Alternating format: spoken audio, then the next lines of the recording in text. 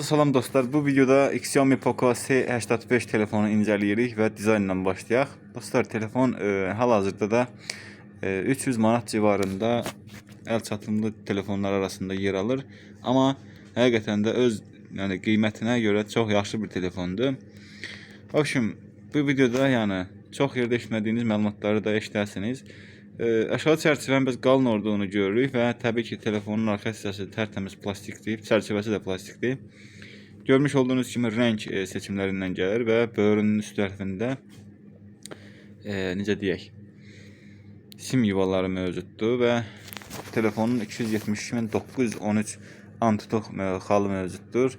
Günümüzdə bu Antutu xalı azdır. Nəyə görə? Çünki çox vaxtı oyun oynayan insanlar tərəfindən alınan telefonlardır. Aşağı sinif telefonlar, bizim ölkədə. Ancaq burada 300 minə yaxın bir Antutu xalı var. Bu gündəlik YouTube, WhatsApp kimi istifadə olunan proqramlara bəs eləyir. Bu da həmin onun Kratlink testidir dostlar. Bir saatlıq testdən sonra görmüş olduğunuz kimi heç bir performans düşüşü yoxdur. Bu da önəmli bir faktordur. Telefon həqiqətən də qiymətinə görə yaxşı telefonlardan biridir. Dostlar, telefon 4G-ni dəstəkləyir. Prosesorumuz bura qədər işləyir. 205 qramlıq bir telefondur və sadəcə su sıçramalarına qarşı dayanıqlıdır. Pis telefon deyil, ancaq bateriyası da olursa böyükdür. Birazdan onu da deyəcəyik. Dostlar, telefon ekranı təbii ki də burada AMOLED olmayası da IPS bir ekrandır və HD Plus bir ekrandır bu. 254 ppi-lik bir ekrandır. Olduqca da büdcəli bir ekrandır bu. MediaTek Helio G81 12 nanometr. Prosesorumuz da biraz köhnə nanometrlə işləyir. 12 nanometrdir. Biraz isinə bilər, amma yenə də bateriya böyükdür. Toleransiya eləyə biləcəkdir.